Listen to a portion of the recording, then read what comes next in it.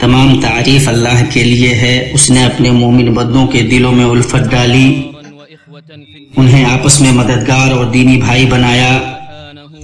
میں اس پاک ذات کی حمد بیان کرتا ہوں اور شکر بجا لاتا ہوں.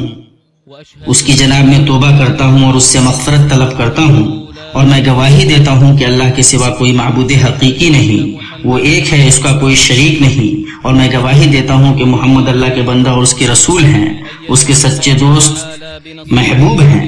اللہ تبارک و تعالیٰ نے اپنی مدد اور ایمان والوں سے ان کی تائید کی اور ان کے دلوں میں الفت پیدا کی، تو وہ اس کی نعمت سے بھائی بھائی ہو گئے. میرے رب کا درود و سلام ان پر، ان کی پاک نیک آل بیت پر، ان کے بابرکت روشن صحابہ پر اور ان کی درست طریقے سے پیروی کرنے والوں پر نازل ہو. اما بعد، مسلمانوں، میں خود کو اور تمہیں اللہ عز و جل کے تقوی کی وصیت کرتا ہوں. اللہ کا فرمان ہے، ترجمہ: اے ایمان والو، اللہ تعالیٰ سے اتنا ڈرو جتنا اس سے ڈرنا چاہیے، اور دیکھو مرتے دم تک مسلمان ہی رہنا. اللہ تعالیٰ کی رسی کو سب مل کر مضبوط تھام لو اور پھوٹ نہ ڈالو. اور اللہ تعالیٰ کی اس وقت کی نعمت کو یاد کرو جب تم ایک دوسرے کے دشمن تھے، تو اس نے تمہارے دلوں میں الفت ڈال دی، پس تم اس کی مہربانی سے بھائی بھائی ہو گئے. اور تم آگ کے گڑھے کے کنارے پہنچ چکے تھے، تو اس نے تمہیں بچا لیا. اللہ تعالیٰ اسی طرح تمہارے لیے اپنی نشانیاں بیان کرتا ہے تاکہ تم ہدایت پاؤ. مسلمانوں، واقعی اللہ پاک نے اپنے نبیوں کو دین، الفت اور جماعت قائم کرنے کے لیے اور پھوٹ اور مخالفت ترک کرنے کے لیے بھیجا. اللہ تعالیٰ کا فرمان ہے، اللہ تعالیٰ نے تمہارے لیے وہی دین مقرر کر دیا ہے جس کے قائم کرنے کا اسے نوح علیہ السلام کو حکم دیا تھا، اور جو بذریعہ وہی ہم نے تیری طرف بھی بھیج دی ہے، اور جس کا تاکیدی حکم ہم نے ابراہیم اور موسیٰ اور عیسیٰ علیہ السلام کو دیا تھا کہ اس دین کو قائم رکھنا اور اس میں پھوٹ نہ ڈالنا. اسی لیے جب اللہ کے نبی صلی اللہ تعالی علیہ وسلم کے مبارک قدم مدینہ پہنچے تو آپ کی دعوت کی ترجیحات میں سے یہ تھا کہ آپ نے مسجد قباء کی تعمیر کی اور مہاجرین اور انصار میں بھائی چارہ کرایا. لوگ دور جاہلیت کی عداوت سے اسلام کی الفت میں آ گئے. غریب الدیار لوگ انصار کے بھائی ہو گئے، جو ان کے گھر اور ان کے مال کے شریک ہو گئے. اللہ کا فرمان ہے، ترجمہ: اور ان کے لیے جنہوں نے اس گھر میں یعنی مدینہ اور ایمان میں ان سے پہلے جگہ بنا لی ہے اور اپنی طرف ہجرت کر کے آنے والوں سے محبت کرتے ہیں. اور مہاجرین کو جو کچھ دے دیا جائے اس سے وہ اپنے دلوں میں کوئی تنگی نہیں رکھتے، بلکہ خود اپنے اوپر انہیں ترجیح دیتے ہیں، وہ خود کو کتنی ہی سخت حاجت ہو. بات یہ ہے کہ جو بھی اپنے نفس کے بخل سے بچایا گیا وہی کامیاب اور بامراد ہے.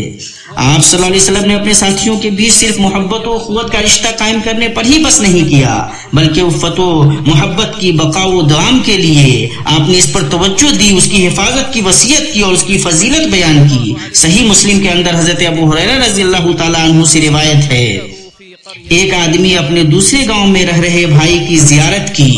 اللہ پاک نے ایک فرشتے کو اس کے راستے پر متعین کر دیا. جب وہ آدمی وہاں پہنچا تو فرشتے نے پوچھا، کہاں کا ارادہ ہے؟ اس نے کہا، اس گاؤں میں میرا ایک بھائی ہے، اسی کا ارادہ ہے. فرشتے نے کہا، کیا اس کے پاس تمہاری کوئی چیز ہے جس کی حفاظت وغیرہ چاہ رہے ہو؟ اس نے کہا، نہیں، البتہ میں اس سے اللہ کے لیے محبت کرتا ہوں. فرشتے نے کہا، میں تمہاری طرف اللہ کا بھیجا ہوا قاصد و پیغمبر ہوں کہ جس طرح تو نے اس کے لیے محبت کی ہے اللہ تم سے محبت کرتا ہے. اللہ کے بندو، دلوں کا اتحاد اور الفت کی ہمیشگی بغیر نرم روی، تھوڑے بہت سمجھوتے اور بعض حقوق سے دستبرداری کے نہیں ہو پائے گی. نبی صلی اللہ علیہ وسلم نے حضرت معاذ اور ابو موسیٰ اشعری رضی اللہ عنہما کو اسی کی نصیحت کی. آپ نے فرمایا، تم دونوں آسانیاں پیدا کرنا، تنگیاں نہیں، خوشخبریاں دینا، نفرتیں نہیں، ایک دوسرے کی ماننا، آپس میں اختلاف نہ کرنا. اسے بخاری اور مسلم نے روایت کیا ہے.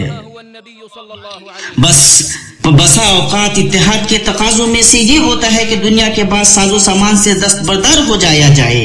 یہ دیکھیے نبی صلی اللہ علیہ وسلم ہے، جب آپ حنین کے مال غنیمت کی تقسیم کی ہے، مؤلفۃ القلوب کو ترجیح دی ہے، انصار کو اپنے دلوں میں کچھ تکلیف محسوس ہوئی ہے. اللہ کے نبی صلی اللہ علیہ وسلم نے جب اسے دیکھا ہے، آپ نے انہیں ہدایت اور اتحاد کی نعمت یاد دلائی ہے اور کہا ہے، اے انصاریو، کیا میں نے تمہیں گمراہ نہیں پایا؟ پھر اللہ نے تمہیں میرے ذریعے ہدایت بخشی، فاقہ کش پایا، پھر اللہ نے میرے ذریعے تمہیں مالدار کر دیا اور بٹا ہوا پایا، پھر اللہ نے میرے ذریعے تمہیں جمع کر دیا. انہوں نے اس کا اقرار کیا، ان کے دل اچھے ہو گئے. پھر آپ صلی اللہ علیہ وسلم نے فرمایا، کیا تم اس بات سے خوش نہیں ہو کہ لوگ مال لے کر جائیں اور تم اپنے گھروں کو رسول اللہ صلی اللہ علیہ وسلم کو لے کر جاؤ؟ اللہ کی قسم، جو تم لے کر واپس ہو رہے ہو اس سے بہتر ہے جو وہ لے کر واپس ہو رہے ہیں. انہوں نے کہا، کیوں نہیں اے اللہ کے رسول صلی اللہ علیہ وسلم، ہم بالکل خوش ہیں. اسے بخاری اور مسلم نے روایت کیا ہے. اللہ کے نبی صلی اللہ تعالیٰ علیہ وسلم کی پالیسی میں سے یہ تھا کہ آپ اختلاف کی کسی بھی علامت کو اس کی آغوش میں ہی ختم کر دیتے تھے، مشتعل ہونے سے پہلے اس کی لو بجھا دیتے تھے، اور سب اس لیے کہ صف ایک رہے اور کلمہ متحد ہو. صحیحین میں جابر بن عبداللہ رضی اللہ عنہ سے روایت ہے، انہوں نے کہا، ایک غزوے میں ہم نبی صلی اللہ علیہ وسلم کے ساتھ تھے. مہاجرین کے ایک آدمی نے انصار کے ایک آدمی کی سرونی پر مار دیا. انصاری نے کہا، ہائے انصاریوں، اور مہاجرین نے کہا، ہائے مہاجرین. تو رسول اکرم صلی اللہ علیہ وسلم نے کہا، جاہلیت کا یہ دعویٰ کیوں؟ انہوں نے کہا کہ اے اللہ کے رسول صلی اللہ علیہ وسلم، مہاجرین کے ایک آدمی نے انصار کے ایک آدمی کے سرین پر ہاتھ مارا ہے. آپ صلی اللہ علیہ وسلم نے فرمایا، اسے چھوڑ دو کہ یہ بدبودار ہے، یعنی ناپسندیدہ، قبیح اور تکلیف دہ ہے. بلکہ آپ صلی اللہ علیہ وسلم کو ہم پاتے ہیں کہ آپ صلی اللہ علیہ وسلم اس شخص کے لیے سخت بولتے ہیں جو امت کی اتحاد کو پارا کرنا چاہتا ہے اور جاہلیت کے نعرے بلند کرنا چاہتا ہے، جبکہ آپ صلی اللہ علیہ وسلم بہت زیادہ محبت کرنے والے اور مشفق ہیں، اس لیے کہ آپ صلی اللہ علیہ وسلم کو پتا تھا کہ اگر فتنے اور پھوٹ کی آگ بھڑک گئی تو اس کا بجھ پانا مشکل ہوگا. صحیحین میں ابو ذر رضی اللہ تعالیٰ عنہ سے روایت ہے، انہوں نے کہا، میرے اور میرے بھائیوں میں سے ایک آدمی کے ساتھ میری کچھ بات ہو گئی. ان کی ماں اجمی خاتون تھی، میں نے انہیں ان کی ماں سے یاد دلایا. انہوں نے میری شکایت نبی صلی اللہ علیہ وسلم سے کی. میں نبی صلی اللہ علیہ وسلم سے ملا تو آپ صلی اللہ علیہ وسلم نے فرمایا، اے ابو ذر، تم ایک ایسے آدمی ہو جس میں جاہلیت پائی جاتی ہے. میں نے کہا، اللہ کے رسول صلی اللہ علیہ وسلم، جس نے ان لوگوں کو گالی دی جنہوں نے اس کے باپ ماں کو گالی دی. آپ صلی اللہ علیہ وسلم نے فرمایا، اے ابو ذر، تم ایک ایسے آدمی ہو جس میں جاہلیت پائی جاتی ہے. یوں اللہ کے نبی صلی اللہ علیہ وسلم نے مومنوں سے حسب و نسب کی بنیاد پر فخر و مباحت کو دور کر دیا. سب کے سب آدم کے ہیں اور آدم مٹی سے ہیں، سوائے تقویٰ کے کسی عربی کو کسی اجمی پر کوئی فضیلت حاصل نہیں، اور نہیں کسی گورے کو کالے پر کوئی فضیلت حاصل ہے. اللہ کا فرمان ہے، اے لوگو، ہم نے تم سب کو ایک ہی مرد عورت سے پیدا کیا ہے، اور اس لیے کہ تم آپس میں ایک دوسرے کو پہچانو، کنبے اور قبیلے بنا دیے ہیں. اللہ کے نزدیک تم سب میں باعزت وہ ہے جو سب سے زیادہ ڈرنے والا ہے. یقین مانو کہ اللہ دانا اور باخبر ہے. اللہ کے نبی صلی اللہ علیہ وسلم نے اس شخص سے ایمان کی نفی کی جو اپنے بھائی کے لیے وہی پسند نہیں کرتا جو خود اپنے لیے پسند کرتا ہے، اور اللہ کے لیے دو آپس میں محبت کرنے والوں سے قیامت کے دن نور کے ممبروں کا وعدہ کیا، اور یہ کہ اللہ انہیں اپنے سائے میں رکھے گا جبکہ اس کے سائے کے سوا کوئی سایہ نہ ہوگا. ایمان والوں، پھر یہ بھی جان لیجئے کہ کلمے کا اختلاف اور دلوں کا افتراق امن و امان کو بگاڑنے میں سب سے زیادہ کردار ادا کرتے ہیں. اسی لیے آپ صلی اللہ علیہ وسلم نے حکمرانوں کے سمع و طاعت کا حکم دیا. سنن ترمذی میں ارباز بن ساریہ رضی اللہ عنہ سے روایت ہے، انہوں نے کہا، ہمیں رسول اکرم صلی اللہ علیہ وسلم نے ظہر کی نماز کے بعد بڑی بلیغ نصیحت کی جس سے آنکھیں بہہ پڑیں اور دل کانپ اٹھے. تو ایک آدمی نے کہا، بلا شبہ یہ تو الوداع کہنے والے کی نصیحت ہے. اے اللہ کے رسول، آپ ہمیں کس چیز کا پابند عہد کرتے ہیں؟ آپ صلی اللہ علیہ وسلم نے فرمایا، میں تمہیں اللہ کے تقوی اور سمع و طاعت کی نصیحت کرتا ہوں، ہر چل کے وہ حبشی غلام ہی کیوں نہ ہو، اس لیے کہ تم میں سے جو رہے گا وہ بہت زیادہ اختلاف دیکھے گا. اور خبردار، دین میں نہیں ایجاد کردہ باتوں سے بچنا، اس لیے کہ بلا شبہ وہ دلالت ہے. تم میں سے جو کوئی اس کو پائے اس کے لیے ضروری ہے کہ وہ میری اور میرے درست ہدایت یافتہ خلفائے راشدین کی سنت کو لازم پکڑے، اسے اپنے دانتوں سے مضبوط پکڑ لینا. پتہ چلا کہ آپ صلی اللہ علیہ وسلم اپنی زندگی کے آخری لمحوں تک امت کی سلامتی، وحدت، اس کی عمارت کی مضبوطی اور کلمے کے اتحاد کے حریص تھے۔ صحیحین میں انس بن مالک رضی اللہ تعالیٰ عنہ سے روایت ہے کہ انہوں نے کہا ابو بکر رضی اللہ عنہ لوگوں کو نبی صلی اللہ علیہ وسلم کے اس مرض میں جس میں آپ کی وفات ہوئی نماز پڑھاتے تھے، یہاں تک کہ جب سوموار کا دن آیا اور لوگ نمازوں میں سب بستا تھے، نبی صلی اللہ علیہ وسلم نے حجرے کا پردہ کھولا، آپ ہمیں دیکھ رہے تھے اور آپ کھڑے تھے، آپ کا چہرہ جیسے مصحف کا ایک ورق ہو، پھر آپ نے تبسم فرمایا، ہم آپ صلی اللہ علیہ وسلم کو دیکھنے کی وجہ سے خوب خوش ہوئے۔ حضرت ابو بکر رضی اللہ تعالیٰ عنہ اپنے پاؤں پیچھے ہٹانے لگے کہ وہ صف تک پہنچ سکے، اور انہوں نے گمان کیا کہ نبی صلی اللہ علیہ وسلم نماز کے لیے نکلنے والے ہیں۔ آپ صلی اللہ علیہ وسلم نے اشارہ کیا کہ تم اپنی نماز پوری کرو، اور پردہ گرا دیا۔ آپ صلی اللہ علیہ وسلم کا اسی دن انتقال ہوا۔ امام نووی رحمہ اللہ کہتے ہیں آپ صلی اللہ علیہ وسلم کے تبسم کا سبب آپ صلی اللہ علیہ وسلم کی وہ خوشی تھی جس کی وجہ صحابہ کرام کا نماز پر اکٹھا ہونا، اپنے امام کی پیروی کرنا، آپ کی شریعت کو قائم کرنا، ان کے کلمے کا متفق ہونا اور ان کے دلوں کا اتحاد تھا۔ اسی لیے آپ صلی اللہ علیہ وسلم کا چہرہ حسب عادت کھل اٹھا کہ جب آپ ایسی چیز دیکھتے یا سنتے جو آپ کو خوش آتی تو آپ کا چہرہ کھل اٹھتا۔ میں مردود شیطان سے اللہ کی پناہ چاہتا ہوں، تمہارے پاس ایک ایسے پیغمبر تشریف لائے ہیں جو تمہاری جنس سے ہیں، جن کو تمہاری مضرت کی بات نہایت گرا گزرتی ہے، جو تمہاری منفعت کے بڑے خواہش مند رہتے ہیں، ایمان والوں کے ساتھ بڑے ہی شفیق اور مہربان ہیں۔ اللہ مجھے اور آپ کو قرآن عظیم میں برکت دے، مجھے اور آپ کو اس کے اندر موجود آیات اور حکمت بھرے ذکر سے فائدہ پہنچائے۔ میں اپنی یہ بات کہتا ہوں اور اللہ سے اپنے لیے اور آپ کے لیے ہر ایک گناہ سے مغفرت طلب کرتا ہوں۔ آپ بھی مغفرت طلب کیجیے، بلا شبہ وہ بڑا بخشنے والا اور بہت رحیم ہے۔ تمام تعریف اللہ کے لیے، تمام تعریف اس اللہ کے لیے جس نے اپنے مومن بندوں کو اتحاد کا حکم دیا اور انہیں افتراق و تنازع سے منع فرمایا، اور میں گواہی دیتا ہوں کہ اللہ کے سوا کوئی معبود حقیقی نہیں، وہ ایک ہے، اس کا کوئی شریک نہیں، اور میں گواہی دیتا ہوں کہ محمد اللہ کے بندہ اور اس کے رسول ہیں۔ اللہ ان پر، ان کی آل پر، صحابہ پر خوب خوب درود و سلام نازل کرے۔ اما بعد، مسلمانوں، اگر اتحاد ہر وقت اور ہر لمحے کی ضرورت ہے تو آج مسلمان اس اتحاد کے کسی بھی اور وقت سے زیادہ ضرورت مند ہیں۔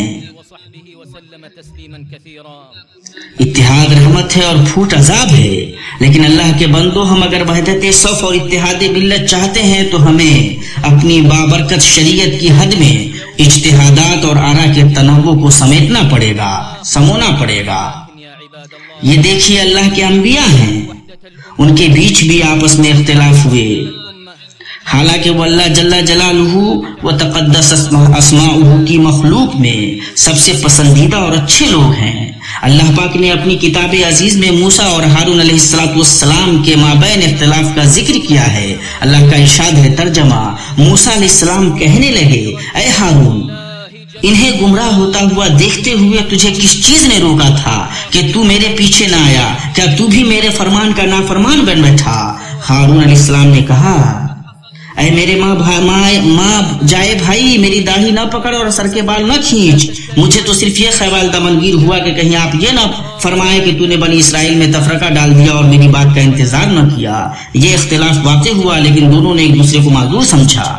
کسی آدمی کے لیے جائز نہیں کہ اس اختلاف کو پھوٹ، لڑائی اور دلوں کے اختلاف کا ذریعہ بنائے۔ اللہ کے نبی صلی اللہ علیہ وسلم نے اس سے ڈرایا ہے۔ صحیح بخاری میں حضرت ابن مسعود رضی اللہ تعالیٰ عنہ سے روایت ہے کہ انہوں نے کہا، میں نے ایک آدمی کو ایک آیت پڑھتے ہوئے سنا اور میں نے نبی صلی اللہ علیہ وسلم کو اس کے خلاف پڑھتے ہوئے سنا، تو آپ صلی اللہ علیہ وسلم تو اس آدمی کو لے کر نبی صلی اللہ علیہ وسلم کے پاس آیا اور آپ کو بتلایا، میں نے آپ صلی اللہ علیہ وسلم کے چہرے پر ناپسندگی دیکھی، اور آپ نے کہا، تم دونوں درست ہو اور اختلاف نہ کرو، اس لیے کہ بلا شبہ تم سے پہلے جو لوگ تھے انہوں نے اختلاف کیا اور ہلاک ہوئے۔ اور صحابہ کرام رضوان اللہ علیہم اجمعین کے درمیان اس قدر مودت و الفت اور رحمت کے باوجود ان کے مابین بھی کبھی کبھی اختلاف ہو جاتا تھا، لیکن ان کے دل پاک صاف تھے۔ یہ دیکھیے حسان بن ثابت رضی اللہ عنہ ہے۔ واقعہ عفت سے متعلق جو لوگ باتیں بنانے والے تھے ان میں یہ بھی تھے۔ عروہ بن زبیر کہتے ہیں میں حسان کو عائشہ کے پاس گالی دینے لگا تو عائشہ نے کہا انہیں گالی مت دو، وہ رسول اکرم صلی اللہ تعالی علیہ وسلم کا دفاع کیا کرتے تھے۔ اسے بخاری اور مسلم نے روایت کیا ہے۔ حضرت ابن عباس رضی اللہ عنہ نے حضرت زید بن ثابت رضی اللہ عنہ سے بعض مسائل میں اختلاف کیا۔ اس اختلاف کے باوجود ابن عباس رضی اللہ عنہما زید رضی اللہ عنہ کی اونٹنی کی نکیل تھامتے اور کہتے ہمیں اپنے بڑوں اور علماء کے ساتھ ایسا ہی کرنے کا حکم دیا گیا ہے، اور زید رضی اللہ عنہ ابن عباس کا ہاتھ چومتے اور کہتے ہمیں اپنے نبی صلی اللہ علیہ وسلم کے آل بیت کے ساتھ ایسا ہی کرنے کا حکم دیا گیا ہے۔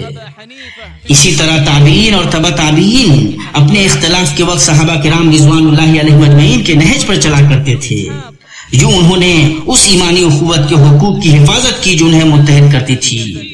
امام احمد حنبل نے کہا اور وہ مسائل جن میں امام شافعی نے امام ابو حنیفہ کی مخالفت کی وہ بہت ہیں، اس کے باوجود امام شافعی نے کہا فقہ میں لوگ ابو حنیفہ کے احسان مند ہیں۔ امام احمد حنبل نے کہا اسحاق کے مثل کوئی شخص پل پار کر کے خراسان نہیں پہنچا، ہر چند کے بعد اشراء میں وہ ہماری مخالفت کرتے تھے، لیکن لوگوں میں ایک دوسرے کی مخالفت تو ہمیشہ ہوتی رہتی ہے۔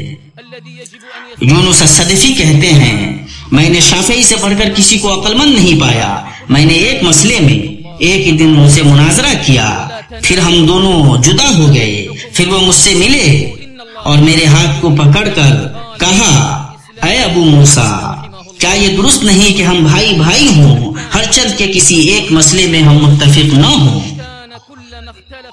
اللہ کے بندو، ہمارے سلف صالح کی تاریخ کے یہ روشن مواقف اور رویے ہیں اور یہ شرعی مقاصد کے موافق ہیں جو آپسی الفت اور رحم دلی کا حکم دیتے ہیں، جس کا تمام مسلمانوں میں چھائے رہنا ضروری ہے۔ ایسا نہ ہو کہ لڑائی اور جھگڑا ہی ہر اختلاف کی اصل ہو جائے، اور یہ اس لیے کہ مسلمانوں کی ہوا نہ اکھڑے اور ان کی قوت کمزور نہ پڑے۔ اللہ کا فرمان ہے آپس میں اختلاف نہ کرو ورنہ بزدل ہو جاؤ گے اور تمہاری ہوا اکھڑ جائے گی، اور صبر و سہارا رکھو، یقیناً اللہ تعالیٰ صبر کرنے والوں کے ساتھ ہے۔ شیخ اسلام ابن تیمیہ رحمۃ اللہ علیہ کہتے ہیں جہاں تک احکام میں اختلاف کی بات ہے تو وہ اس سے زیادہ ہے کہ انہیں منضبط کیا جا سکے۔ تو اگر ایسا ہوتا کہ جب ایک چیز میں دو مسلمانوں کے بیچ اختلاف ہوتا اور دونوں ایک دوسرے کو چھوڑ دیتے تو مسلمانوں میں نہ عصمت بچتی اور نہ اخوت۔ ابو بکر اور عمر رضی اللہ عنہما مسلمانوں کے سردار تھے، بہت سی چیزوں میں ان کے بیچ اختلاف ہوا کرتا تھا، لیکن وہ دونوں صرف بھلائی کا ہی ارادہ رکھتے تھے۔ ابن تیمیہ رحمہ اللہ کی بات ختم ہوئی۔ پھر مومنوں جان لیجئے کہ اللہ نے آپ کو ایک بڑی کریم بات کا حکم دیا ہے جس کی شروعات اس نے خود سے کی ہے اور کہا ہے، ترجمہ اللہ تعالیٰ اس کے فرشتے اس نبی پر رحمت بھیجتے ہیں، اے ایمان والو تم بھی ان پر درود بھیجو اور خوب سلام بھیجتے رہا کرو۔ اے اللہ محمد اور ان کی آل پر ایسے ہی رحمتی بھیج جیسے تو نے ابراہیم اور آل ابراہیم پر رحمت نازل کی، بلا شبہ تو قابل حمد اور صاحب شوکت ہے۔ اے اللہ محمد اور آل محمد پر ایسے ہی برکتیں اتار جیسے تو نے ابراہیم اور آل ابراہیم پر برکتیں اتاری، بلا شبہ تو قابل حمد اور صاحب شوکت ہے۔ اے اللہ تو راضی ہو جا خلفائے راشدین ابو بکر، عمر، عثمان اور علی سے اور بقیہ سارے صحابہ اور تابعین سے، اور جو قیامت تک درست طریقے سے ان کی پیروی کریں ان سے، اور انہی کے ساتھ ہم سے بھی اپنے عفو و کرم اور جود و سخا سے اے ارحم الراحمین۔ اے اللہ اسلام اور مسلمانوں کو غلبہ عطا کر، اے اللہ اسلام اور مسلمانوں کو غلبہ عطا کر، شرک اور مشرکین کو رسوا کر، دین کے حکام کی حفاظت کر، اس ملک اور مسلمانوں کے بقیہ تمام ملکوں کو خوشحالی اور فارغ البراری میں پرامن اور پرسکون بنا دے۔ اے اللہ ہر جگہ ہر مسلمان بھائیوں کے حوال درست کر، اے ذوالجلال والاکرام۔ اے اللہ تو ان کے غموں کو دور کر دے اور ان کی پریشانیوں کو ختم کر دے۔ اے اللہ ان کے خون کی حفاظت فرما، ان کی عزتوں کی حفاظت فرما، ان کے مریضوں کو شفا دے، ان کے شہیدوں کی شہادت قبول کر۔ اے اللہ تو اپنے اور ان کے دشمن کو پکڑ لے، اے قوت والے شوکت والے۔ اے اللہ ہم تجھ سے تیرے فضل و احسان اور سخا و کرم سے مانگتے ہیں کہ تو مسلمانوں کے ملکوں کو ہر برائی اور ناپسندیدگی سے محفوظ رکھ۔ اے اللہ حرمین والے اس ملک کی حفاظت فرما۔ اے اللہ تو اپنی خاص حفاظت سے اس کی حفاظت فرما اور اپنی خاص نگہبانی اور توجہ سے اس کو محفوظ کر، اے ارحم الراحمین۔ اے اللہ اس کے امن، خوشحالی اور استحکام کو دوام بخش۔ اے اللہ بھلائی، بڑھوتری اور برکت میں سے اور بھی نواز اپنے خاص رحمت سے ارحم الراحمین۔ اے اللہ حرمین کے ملک کے ساتھ جو برائی کا ارادہ کرے اس کے قید و مکر کو اسی کی گردن میں لوٹا دے، اس کی سازش کو اسی کی تباہی کا ذریعہ بنا دے، اسے اے قوت والے شوکت والے۔ اے اللہ خادم الحرمین کو اپنی رضا اور منشا کی توفیق بخش اور انہیں اسلام و مسلمانوں کی جانب سے بہتر بدنوں سے نواز۔ اے اللہ ان کے ذریعے مسلمانوں کو متحد کر دے۔ अल्लाह मुसलमानों के तमाम हुक्मरानों को अपनी रज़ा और मशा की तौफीक बख्श। अल्लाह हमारे मुल्कों की सरहदों पर डटे हमारे सिपाहियों को गलबा अता कर। अल्लाह तो अपनी खास ताईद से उनकी ताईद कर और अपनी खास हिफाजत से उनकी हिफाजत फरमा। अल्लाह उनका निशाना दुरुस्त कर, उन्हें साबित कदम रख, उनके अज़ाइम को मजबूत कर। अल्लाह उनके लिए तू मददगार और मुईन हो जाए रहमुर राहिमीन। मुसलमान मर्द और मुसलमान औरतें, मोमिन मर्द और मोमिन औरतें जो उनमें जिंदा हैं और जो मर चुके हैं, सबकी मग़फ़िरत फरमा अपनी रहमत से रहमुर राहिमीन। पाक है आपका रब जो बहुत बड़ी इज्जत वाला है, हर उस चीज से जो मुश्रिक बयान करते हैं। पैगंबरों पर सलाम है और सब तरह की तारीफ अल्लाह के लिए है जो सारे जहान का रब है।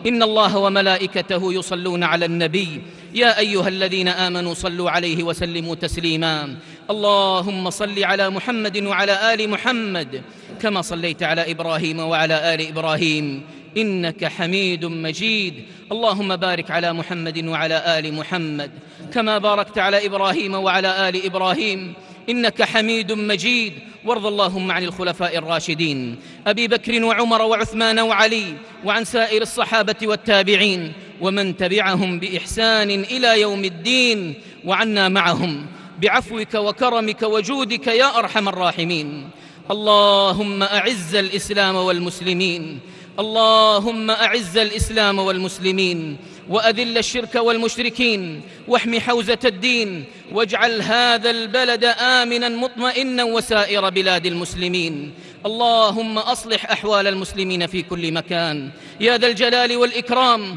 اللهم فرج همهم ونفس كربهم اللهم احقن دماءهم واحفظ أعراضهم واشف مرضاهم وتقبل شهداءهم اللهم عليك بعدوك وعدوهم يا قوي يا عزيز يا ذا الجلال والإكرام اللهم إنا نسألك بفضلك ومنتك وجودك وكرمك أن تحفظ بلاد المسلمين من كل سوء ومكروه اللهم احفظ بلاد الحرمين اللهم احفظها بحفظك واكلأها برعايتك وعنايتك اللهم أدم أمنها ورخاءها واستقرارها برحمتك يا أرحم الراحمين اللهم من أرادنا وبلادنا وبلاد المسلمين بسوء فاجعل تدبيره تدميرا عليه يا قوي يا عزيز يا ذا الجلال والإكرام اللهم وفق خادم الحرمين لما تحب وترضى واجزه عن الإسلام والمسلمين خير الجزاء اللهم اجمع به كلمة المسلمين يا رب العالمين اللهم وفق جميع ولاة أمور المسلمين لما تحبه وترضاه